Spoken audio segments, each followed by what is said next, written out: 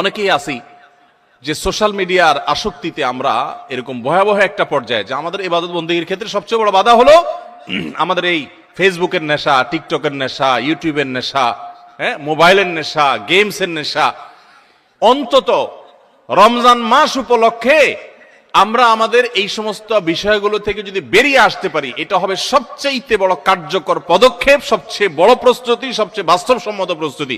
যদি আপনার হিম্মত থাকে, শুনেন, নেকামল করার জন্য কিছু বুকের বল লাগে, মেরুদণ্ড লাগে, এগুলো সবাই পারে না। এগুলোর জন্য সৎ সাহস লাগে। ইমানদার যুবক, আমার জীবনটা শেষ হয়ে যাচ্ছে, হেয়ালিপনায়, হেলায় পেলায়, যা খুশি তা করে জীবনটা পার করে ফেলছি, এই মোবাইল স্ক্রিনের পিছনে আমার পুরো জীবনটা বরবাদ করে ফেলছি, আর কত? আলাম ইয়ানিল্লাযীনা আমানু আন তাখশা কুলুবুহুম লিযিকরিল্লাহ। আল্লাহ বলেছেন, আল্লাহর স্মরণে অন্তর বিগলিত হওয়ার মতো সময় কি ইমানদারদের এখনো আসেনি? যুবক ভাই আমার, সালহাতু সঙ্গে বুদি দিল খারাস, আজ মুদে এক জামানা খাকে বাস।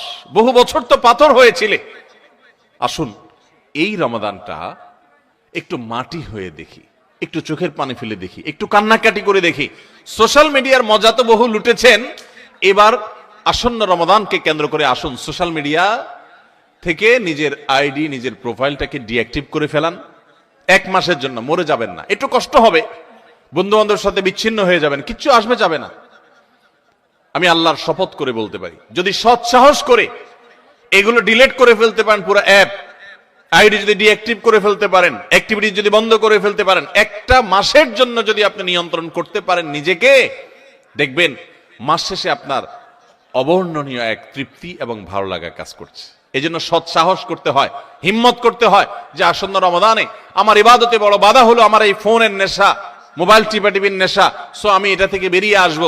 আমরা যদি সৎ সাহস করি, হিম্মত করি, নিয়ত করি যে আমি এই রমাদানটাকে ইবাদতে কাটাবার প্রয়োজনে আমি কোরআন তেলাওয়াত করব, আমি বই পুস্তক পড়বো, আমি সুন্দর করে নামাজটা পড়বো, আমি আমার অন্যান্য কাজকাম করব, স্টুডেন্ট হলে পড়ালেখা করব, অন্যান্য কাজকাম করব, এর বাইরে আমি আমার সময়ের অপচয় থেকে বাঁচার জন্য আমি এই অপারেশন করব, নিজের প্রতি নিজে এই শক্ত এবং কঠিন অভিযান পরিচালনা করব। যদি আমরা নিয়ত করি, আল্লাহ তাআলা আমাদেরকে সাহায্য করবে। নিয়ত করা যাবে না ইনশাআল্লাহ? আল্লাহ আমাদের সবাইকে এই নিয়ত করার মতো সৎ সাহস দান করুন। আমি সেই যুবক দেখার সৌভাগ্য অর্জন করেছি, যেই যুবক রমাদানের শুরুতেই মোবাইল থেকে এরকম অ্যাপ ডিলিট করে ফেলে দেয়, ইবাদতের জন্য নিজেকে প্রস্তুত করে।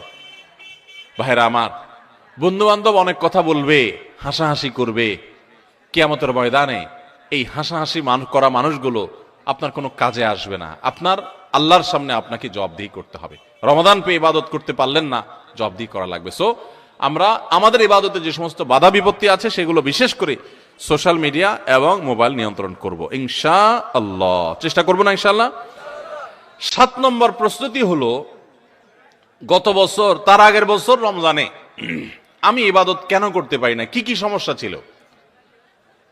আমার অমুক দোস্তটা, ওর কারণে তারাবিটা পড়া হয় না, কারণ ও ওই টাইমে ফোন দেয়, আড্ডা মারতে বলে, অথবা তমুক কারণে আমার পড়ালেখাটা হয় না, অমুক নেশার কারণে হয় না। কি কারণে হয় না, প্রত্যেকেরটা আলাদা আলাদা। আমার গত রমজানে আমি কোরআনটা পুরো ভালো করে সুন্দর করে খতম দিতে পারি নাই কেন? শুরু তো করছিলাম কিন্তু শেষ করতে পারি নাই কেন? আমার গত রমজানে যে তারাবি কয়েকদিন মিস হয়েছিল, সেটা কেন মিস হয়েছিল? আমার গত রমজানে যে ভালো কাজগুলোর পরিকল্পনা ছিল, সেগুলো কেন হয় নাই? সেই বিষয়গুলো আমাদের চিহ্নিত করতে হবে, খুঁজে বের করতে হবে। বের করে এইবারের রমাদানে যেন সেগুলো রিপিট না হয়, সেগুলো যেন আর পুনরায় দেখা না দেয়, আগে থেকে সিদ্ধান্ত নিতে হবে এবং প্ল্যান করতে হবে যে আমার গত রমজানে কি সমস্যা ছিল। ও শেষের দশকে যে আল্লাহ লাইলাতুল কদর রেখেছেন, ওই দশকটাতে আমার ঈদের কেনাকাটার কারণে আমি এগুলো করতে পারি নাই, তাহলে এবছর ঈদের ঝামেলা আমি আগেই সেরে ফেলবো। আমি বাড়ি যাওয়ার নাম করে যাইতে একদিন, আসতে যাইতে একদিন, পথে একদিন, যাওয়ার পরে আবার শরীরকে ফ্রেশ করতে আরেকদিন, আমার শেষের 27তম রাত, আমার 28তম রাত, শেষের রাতগুলো ইবাদত করতে পারি নাই। মার্কেটে ঘুরছি, শপিং মলে ঘুরছি, আমার জিন্দেগি বরবাদ করছি। তাহলে গত বছর আমার ইবাদতের ক্ষেত্রে যেগুলো বাধা ছিল, যেগুলো কাঁটা ছিল, এই বছর সেগুলোকে আগে থেকে দূর করার পরিকল্পনা করতে হবে। এটা হলো রমজানের প্রস্তুতি। কথা বুঝেন নাই? মা বোনরা ইফতার বানাইতে বানাইতে ইফতারের আগে দোয়া কবুল হয়, মূল্যবান সময়টা নষ্ট করে ফেলছেন, পারেন নাই। তো এই বছর পরিকল্পনা করেন যে আগে থেকে যেই জিনিসগুলো তৈরি করে রাখা সম্ভব, যতটুকু গোছায় রাখা সম্ভব সেগুলো গোছায় রাখবো। আর পরিবারের সদস্যদেরকে নিয়ে বসেন, এবার আমরা সবাই একটু ভালো করে ইবাদত করতে চাই, হেয়ালিপনা করতে চাই না। আমরা রমাদান খেয়ে পরে কাটানোর জন্য আল্লাহ দেন না, ইবাদতের জন্য দিয়েছেন। এই রমাদানের মূল্য এত বেশি যে এই রমাদান চলে যাচ্ছে, আমরা বেশিরভাগ মানুষ উপলব্ধিও করতে পারছি না, অথচ এই একটা রমাদান আমার গোটা জীবনকে পরিবর্তন করার জন্য যথেষ্ট।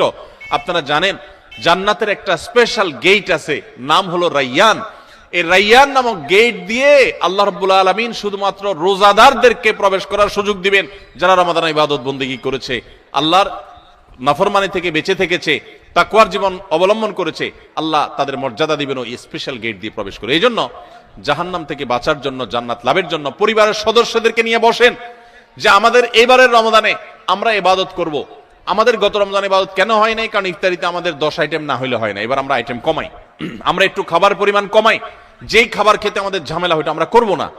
যদি কোনো মহিলার ইফতারের প্রস্তুতি ইবাদত না হয়, সাহারির সময় তার ঝামেলা তৈরি হয়, তাহলে এগুলো আগে ভাগে প্ল্যান করতে হবে কিভাবে কমানো যায় ঝামেলাগুলো।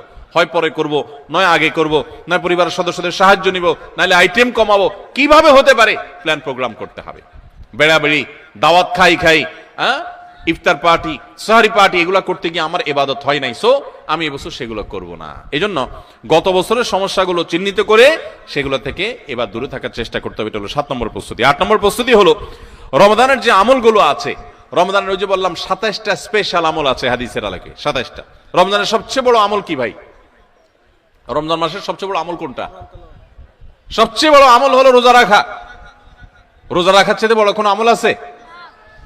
রমজানের দ্বিতীয় আমল হলো রাতে তারাবি পড়া, তৃতীয় আমল হলো কোরআনে কারীমের তেলাওয়াত করা, আল্লাহর কাছে দোয়া করা আরেকটা আমল, উমরার তৌফিক থাকলে উমরা করা আরেকটা আমল, নবী সাল্লাল্লাহু আলাইহি ওয়াসাল্লাম রোজা রেখে প্রচুর মিসওয়াক করতেন, সেটা আরেকটা আমল, শেষ দশকে ইতিকাফ করা সেটা আরেকটা আমল, শেষ দশকের বেজর রাতগুলোতে ইবাদতের চেষ্টা করা সেটা আরেকটা আমল, লাইলাতুল কদর পাওয়ার চেষ্টা করা আরেকটা আমল, লাইলাতুল কদর পেয়ে গেলে আল্লাহুম্মা ইন্নাকা আফুউন তুহিব্বুল আফওয়া ফা'ফু আন্নী পড়া আরেকটা আমল।